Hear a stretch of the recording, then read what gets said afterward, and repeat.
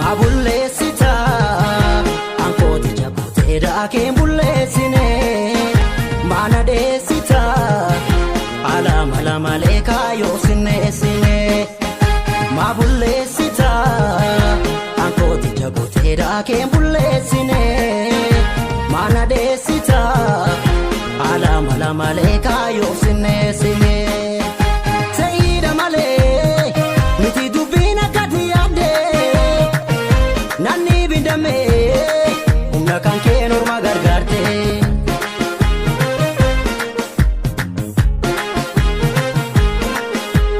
Ilkaa'u shiratate kan nu gidduu nyaatuun sifaa'u hin dhiisu maaddii ulfina qabu kana ormaaf laannee maaliif bullaa gabu.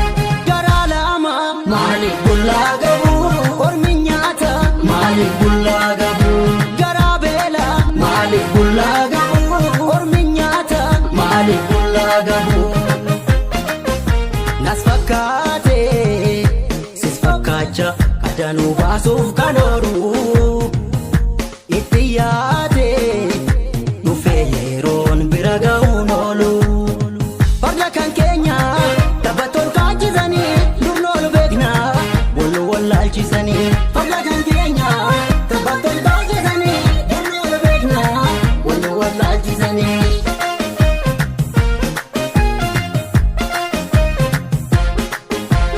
Ruuboo koomaaloo wallaalchisanii ruubaa ruubee wallaalchisanii.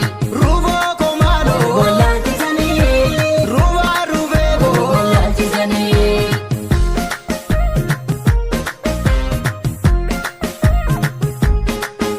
Dheebodhee beela'ee argaa kee dharra'ee siif je'ee dhama'ee aniin kee rarra'ee artuun haftu sin eegaa guyyaa dhuftu si beekaa.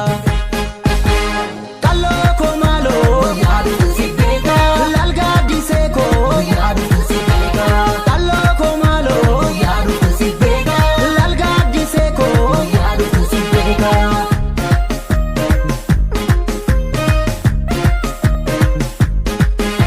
Kan darbe inni dhufaa jiru sedduudha addooftan argee alagaa baafna of gidduudha.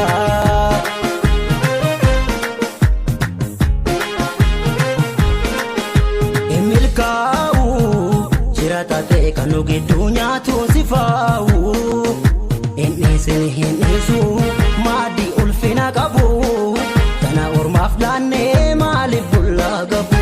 Garaa lama maaliif bullaa gabu ormi nyaata maaliif bullaa gabu. Garaa beela maaliif bullaa gabu ormi nyaata maaliif bullaa gabu. Shiraadini nusa kaale ofirraa baasnaa malaanii somnis yoogaa iddoo dhaalee gaaf tokko mo'aa dhugaanii. Farda kan keenya taphattoon kaachisanii durnoolu beekna wal wallaalchisanii. Farda kan keenya taphattoon kaachisanii durnoolu beekna wal wallaalchisanii.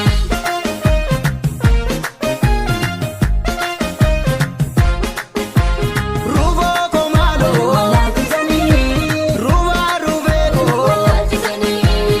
Ruuboo koomaaloo wallaalchisanii ruubaa ruubee wallaalchisanii.